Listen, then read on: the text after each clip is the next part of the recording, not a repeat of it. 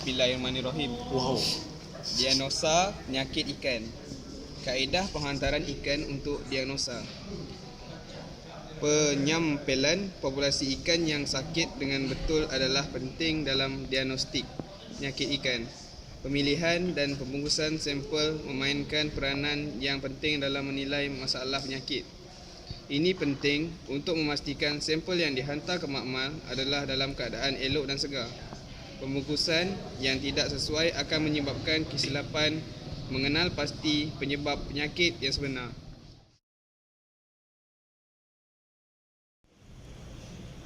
Poin 1.1 Penghantaran sampel ikan mati. Sekiranya ikan hidup tidak dapat dihantar atau ikan berukuran melebihi 25.4 cm, maka ikan akan mati atau telah dimatikan, perlu dihantar segera. Jika berat ikan melebihi 500 gram, ikan perlu diletakkan di dalam beg plastik berasingan. Manakala untuk ikan yang kurang daripada 500 gram, setiap beg dihadkan maksimum untuk 3 ekor ikan. Beg perlu diikat ketat dan dilabelkan dengan pelekat kalis air. Kemudian ia diletakkan di dalam bekas styrofoam yang telah diisi dengan ais hancur. Bekas harus ditutup rapat. Sampel perlu sampai ke makmal di antara 12 hingga 24 jam.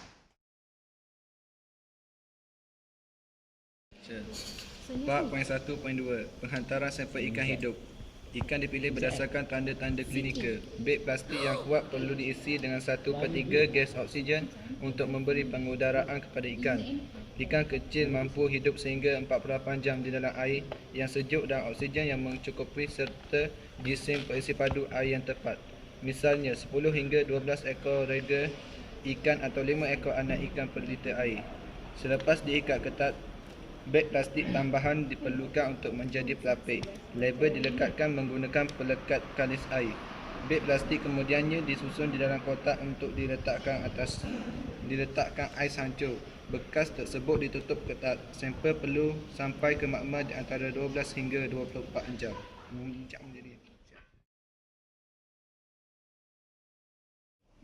Anestesia. Kesakitan adalah subjek pada ikan jika dibandingkan dengan manusia. Terdapat 3 peringkat kesakitan pada ikan, iaitu ketidakselesaan, stres dan kesakitan. Ketidakselesaan dikategorikan sebagai tanda-tanda negatif seperti keadaan yang teruk, kurang cergas dan hilang selera. Stres pula ditakrifkan sebagai keadaan yang tegang, kesan daripada faktor persekitaran dan faktor fizikal. Kesakitan pula adalah tanda-tanda positif seperti pergelutan, menggelepar atau denyutan jantung yang kuat.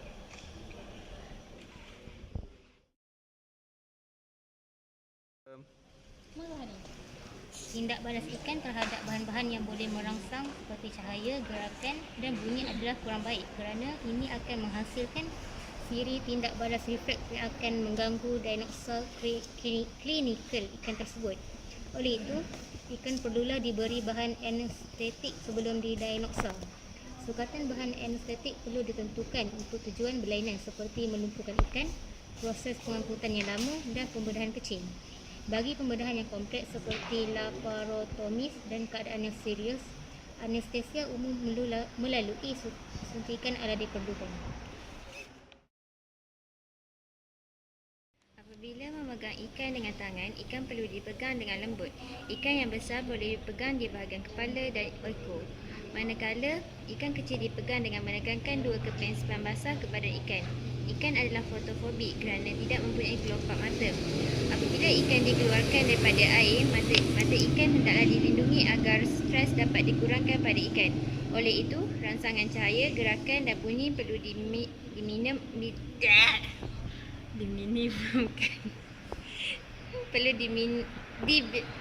diminimumkan semasa proses diagnosa. Okey. Apa je? Faktor-faktor penyebab stres pada persekitaran hendaklah dielakkan sebelum ikan diberikan bahan anestetik. Ikan tidak akan diberi makanan selama 24 jam sebelum proses anestesia dilakukan dan tidak akan diganggu. 2 tangki perlu disediakan, iaitu tangki anestesia adalah untuk melarutkan ejen anestetik dan tangki pemulihan perlu disediakan untuk rangsangan ringan dan pemulihan. Ejen anestetik perlulah dicampurkan dengan air pada kadar yang betul. Ikan yang telah menjalani proses Ikan yang telah menjalani proses anestesia perlulah dipegang dengan berhati-hati untuk mengelakkan kerosakan epidermis. Tangan perlu dipastikan sentiasa basah semasa memegang ikan.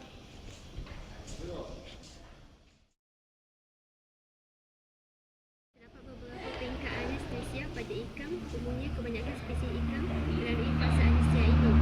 Pada bagian terdapat pelbagaian pada setiap individu ikan bergantung kepada agen dan dos yang diberikan. Sebahagian peringkat tidak perlu dalam proses anestesia pada setengah ikan.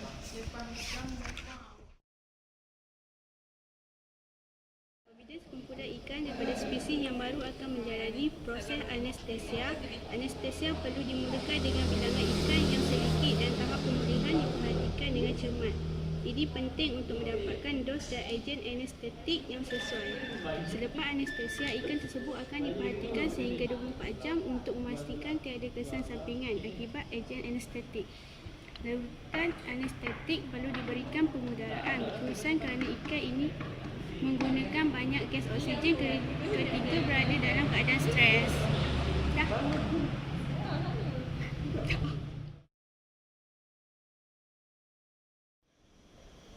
Dalam kes-kes tertentu, ikan boleh dimatikan secara inersia sekiranya spesimen tersebut masih hidup untuk proses penyempelan.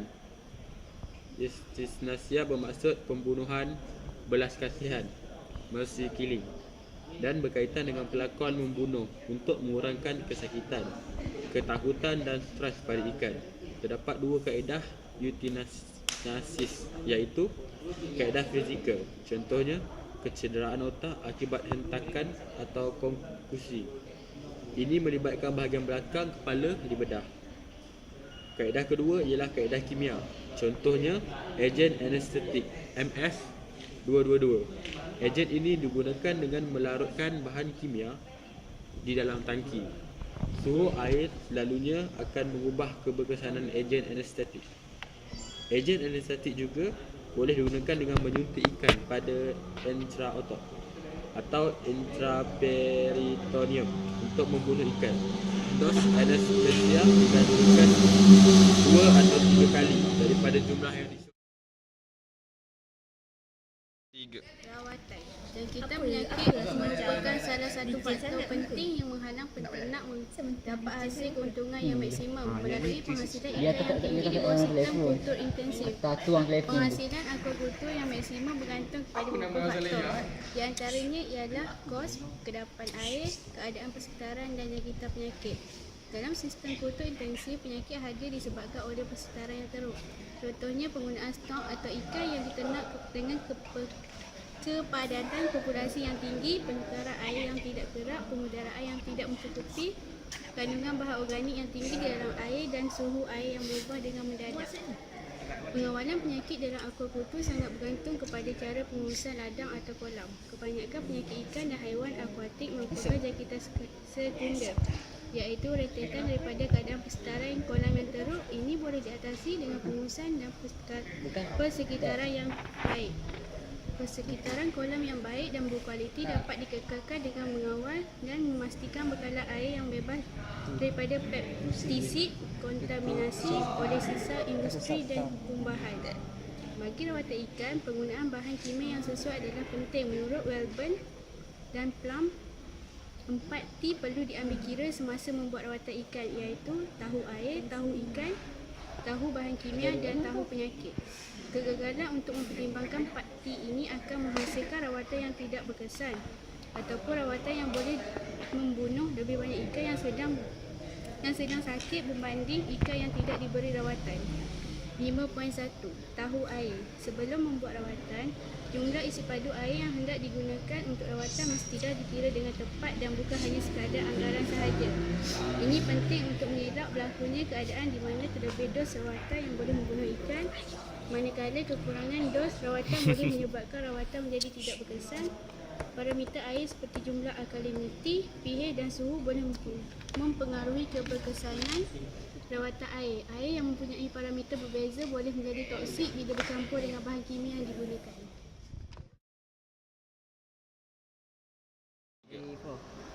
Tahu ikan. Spesies dan umur ikan mestilah diambil kira semasa membuat rawatan. Ini kerana ada spesies ikan yang lebih sensitif terhadap sesuatu bahan kimia dan spesies yang lain pula kurang sensitif. Tahu bahan kimia. Tahap ketoksikan sesuatu bahan kimia yang digunakan dalam rawatan mestilah terlebih dahulu diketahui sebelum diberikan sebagai bahan rawatan. Contohnya, terdapat bahan kimia yang boleh menjadi neutral akibat pancaran cahaya matahari, pH, suhu dan jumlah alkaliti yang tinggi di dalam air. Sesetengah bahan kimia juga boleh merosakkan tumbuhan air dan ini secara tidak langsung menyebabkan berlakunya pengurangan oksigen di dalam air. Tahu penyakit. Penyakit yang hendak dirawat hendaklah dikenal pasti. Contohnya, ada penyakit parasit dan penyakit bakteria pada ikan yang menunjukkan tanda klinikal yang hampir sama. Pada ikan yang sama juga boleh berlaku pelbagai jangkitan akibat hadirnya beberapa jenis patogen penyebab penyakit pada masa yang sama. Sekiranya ubat untuk rawatan digunakan sewenang-wenangnya, lebih banyak ikan akan mati disebabkan kaedah rawatan yang teruk berbanding dengan bilangan ikan yang mati tanpa diberikan rawatan. Kaedah-kaedah merawat jangkitan bakteria. Terdapat 4 kaedah rawatan yang umum untuk merawat jangkitan bakteria. Kaedah-kaedah ini boleh digunakan secara berasingan ataupun secara gabungan untuk meningkatkan kesan rawatan. Kaedah ini terdiri daripada kaedah rendaman, mandian, adunan dalam makanan dan suntikan.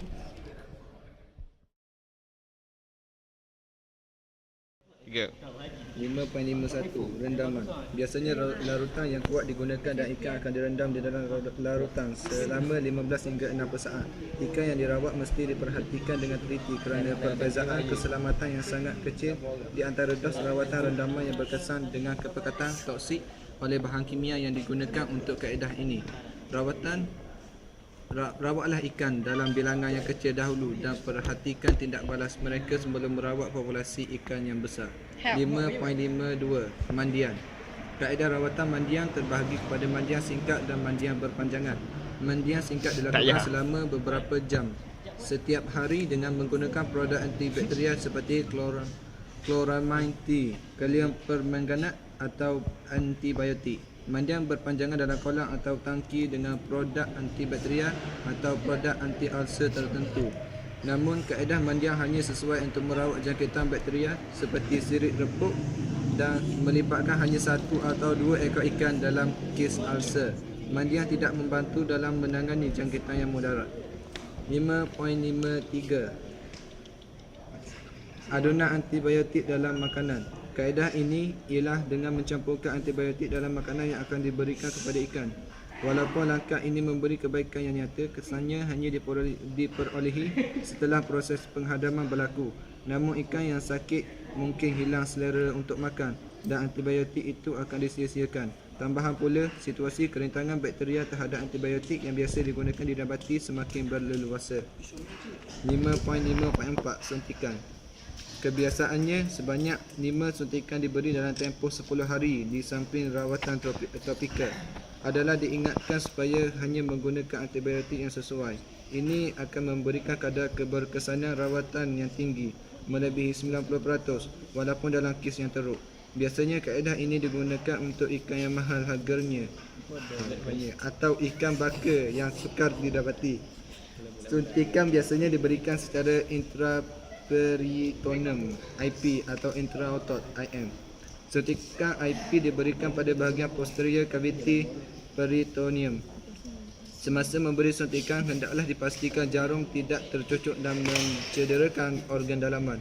Suntikan IM pula diberikan pada bahagian badan ikan yang mempunyai banyak otot. Contohnya bahagian otot yang berhampiran sirit dorsal.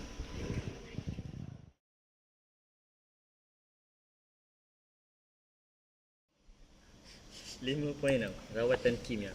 1. Natrium klorida merupakan satu cara rawatan yang tertua dan sangat berkesan untuk merawat penyakit ikan. rawatan atau profilaksis 0.5 hingga 1.0% untuk jangka masa yang indefinite atau 3% untuk 30 minit. Bagi tujuan profilaksis dalam asuhan hatchery, penggunaan garam berkepekatan 100 gram per 100 liter disyorkan setiap hari. Nombor 2, asid asetik 5%. Ia pernah digunakan sebagai parasitisid untuk protozoa luaran pada kepekatan 500 hingga 1000 mg per liter untuk 45 hingga 60 hingga 30 minit.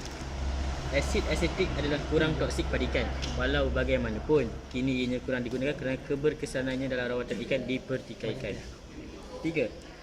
Akriflavin. Bahan ini digunakan sebagai disinfektan telur ikan, antibakteria dan rawatan protozoa luaran. Lazimnya digunakan untuk tujuan profilaksis, biasanya 100 mg per liter untuk rawatan 1 jam atau indefinite pada kepekatan 2 mg per liter. Keempat, chloramine -T. Bahan ini digunakan untuk rawatan bakteria pada jangka masa yang panjang iaitu 8 hingga 10 mg per liter untuk bakteria luaran. Ia berkesan untuk rawatan bakteria penyebab penyakit pada insang. Yang kelima, kuprum sulfat. Untuk menggunakan bahan kimia ini, tahap alkaliniti air mestilah diketahui terlebih dahulu. Biasanya tahap alkaliniti adalah 0 hingga 49 mg per liter.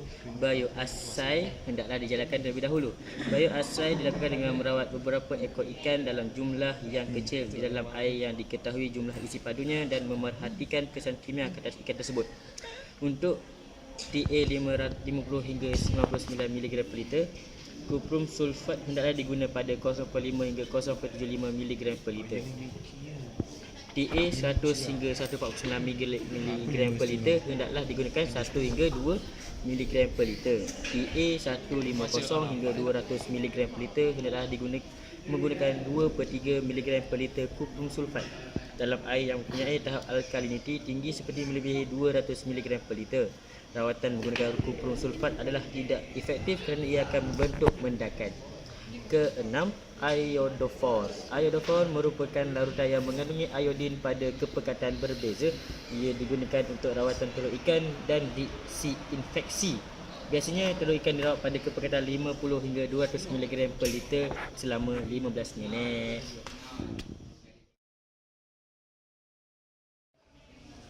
Malakit hijau.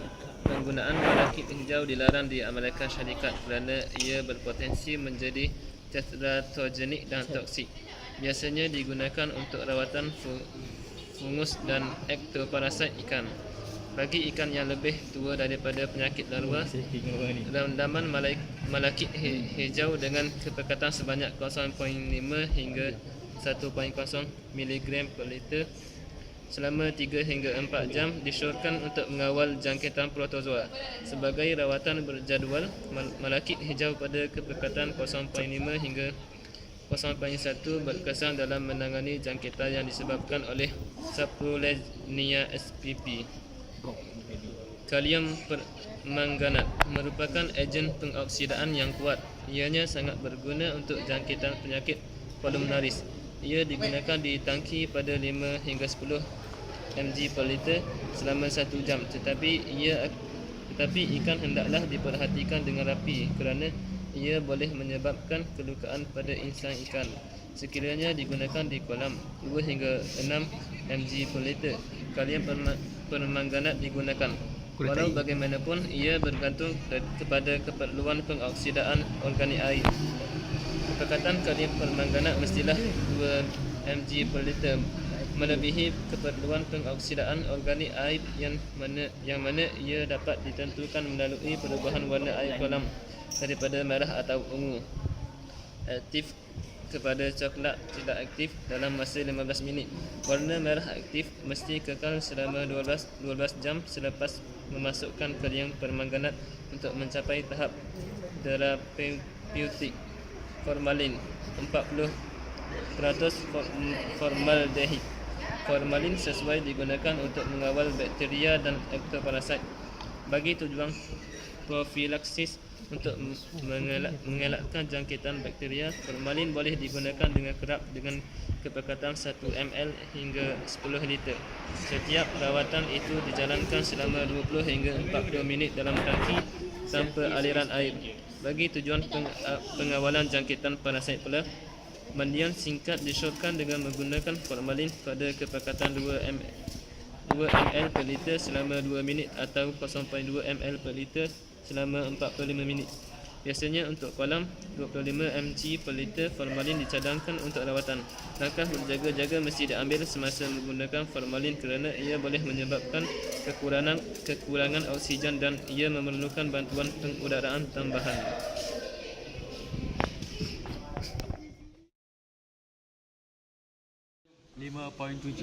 Rawatan antimikrobik. Antimikrobik adalah kelas ubat-ubatan yang digunakan dalam rawatan penyakit berjangkit yang disebabkan oleh bakteria. Antibiotik bertindak melalui dua cara, sama ada dengan cara membunuh bakteria, bakterisidal, atau merencat pertumbuhan bakteria, bakteriostatik.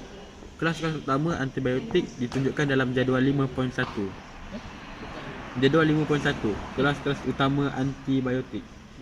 Kelas aminoglycosides.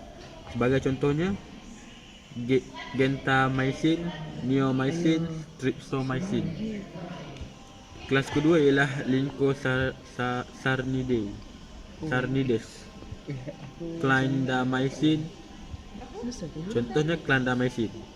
Kelas ketiga ialah microlides. Sebagai contohnya erythromycin. Kelas keempat ialah sulfonamides. Sebagai contohnya sulfimatiozole.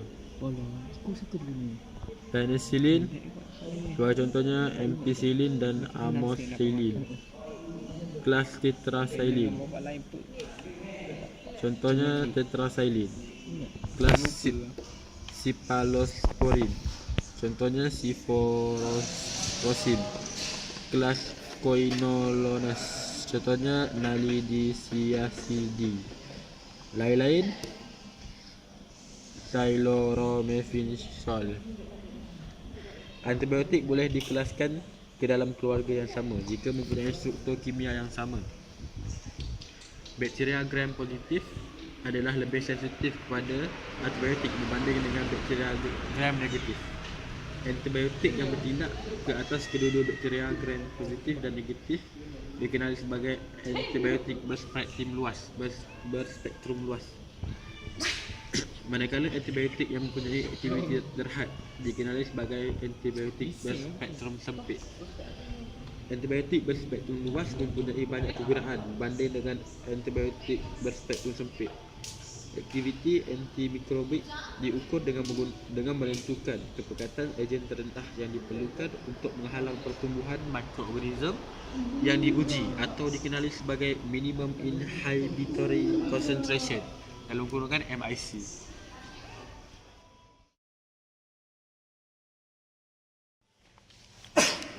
Kategori utama ejen antimikrobik.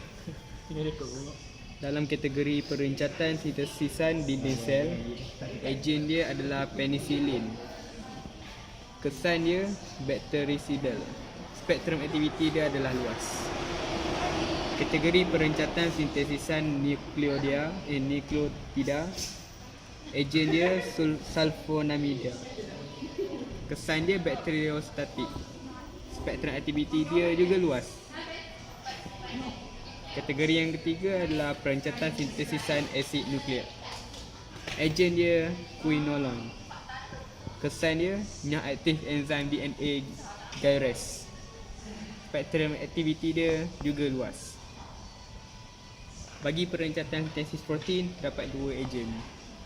Ejen yang pertama adalah aminoglycoside yang memberi kesan dia adalah bakterisidal. Spektrum aktiviti dia pula luas. Khasnya bakteria gram negatif. Dia punya ejen yang kedua pula tetracycline. Kesan dia adalah bakteriostatik dan spektrum aktiviti dia luas. Dan lain-lain ejen yang lain adalah furazolidone. Kesan dia adalah bakterisidal, spektrum aktiviti dia luas. Jenis-jenis antimikrobik dalam rawatan ikan. Rawatan bagi jangkitan yang mempunca pada bakteria gram negatif boleh merujuk pada jadual 5.3 seperti di atas. Manakala rawatan bagi jangkitan yang berpunca daripada bakteria tahan untuk asid dan gram positif boleh merujuk pada jadual 5.4. Namun bukan semua ejen antimikrobial boleh digunakan sewenang-wenangnya. Penggunaan setengah ejen antimikrobial adalah tertakluk pada peraturan yang ditetapkan seperti yang dilihat dalam jadual 5.5 dan 5.6.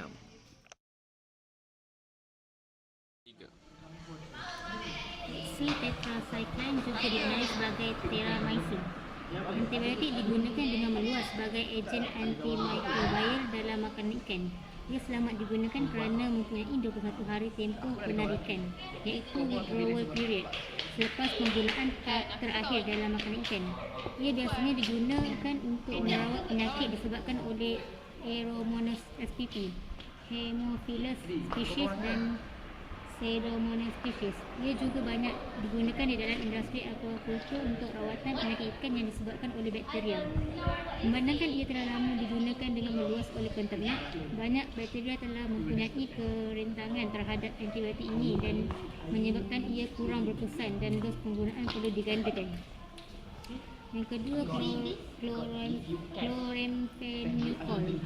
Antibiotik ini dihasilkan oleh Streptomyces species.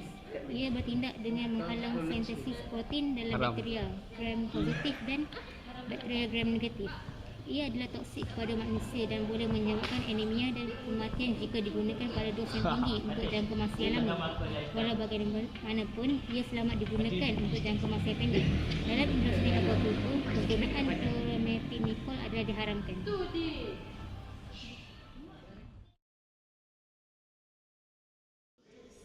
Juga dikenali sebagai macrolides. Antibiotik ini dihasilkan oleh Streptococcus erythrosus. Tindakannya adalah dengan menghalang sintesis protein dalam prokaryoid tetapi tidak dalam eukaryoid. Ia tidak toksik pada manusia. Aktiviti antimikrobial sangat berkesan kepada bakteria gram positif seperti Staphylococcus spp, Streptococcus spp dan Salmonella. Biasanya dicampurkan ke dalam makanan ikan pada 100 mg per kg gula ikan per hari selama 21 hari. Nitrofuranz. Antibiotik ini tidak selamat digunakan pada manusia kerana ia adalah karsinogenik. Antaranya adalah nitrofurazon, furazin, furanus, furazolidin dan furazon. Furanus biasa digunakan untuk merawat ikan hiasan dan didapati mempunyai kadar toksik yang tinggi berbanding dengan antibiotik lain dalam kepulauannya. Pada kekuatan 0.5 hingga 1 mg per liter. Furanus digunakan untuk merawat penyakit kolumnaris. Romet 30 juga dikenali sebagai Ro5. Romet 30 merupakan gabungan sulfadimethoxy dan palmitoyl dalam kadar 5:1. Ia biasanya digunakan untuk merawat penyakit tuberculosis pada salmonid dan penyakit kimia endemik pada ikan keli. Ia dicampurkan dalam makanan 50 mg per kg per hari selama 5 hari. Sulfamerazine, sulfisozazole dan sulfadiazine digunakan untuk merawat zoonosis pada ikan telur pada 200 mg per kg ikan sehari selama 14 hari. Campuran sulfur dalam makanan menyebabkan rasa kurang sedap dan ikan kurang selera memakannya. Quinolones merupakan kumpulan baru antimikrobial yang digunakan dalam industri aquaculture. Contohnya ozolinic acid dan sulfafurazine dan amylosecin. Ozolic acid digunakan pada 1 mg per liter selama 24 jam untuk merawat penyakit kolumnaris. So, ini jap. 8. Isocotinic acid hydroside INH juga dikenali sebagai isoniazide. Antibiotik ini digunakan untuk merawat penyakit tuberculosis yang disebabkan oleh Mycobacterium spp pada ikan. Biasanya ia diberikan secara oral. Penicillin. Antibiotik ini terdiri daripada kumpulan yang besar.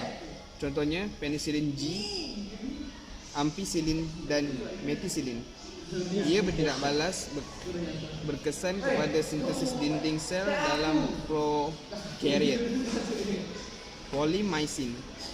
Antibiotik ini dihasilkan oleh Bacillus spp. Ia bertindak ke atas membran sel dan berkesan kepada bakteria gram negatif. Streptomycin.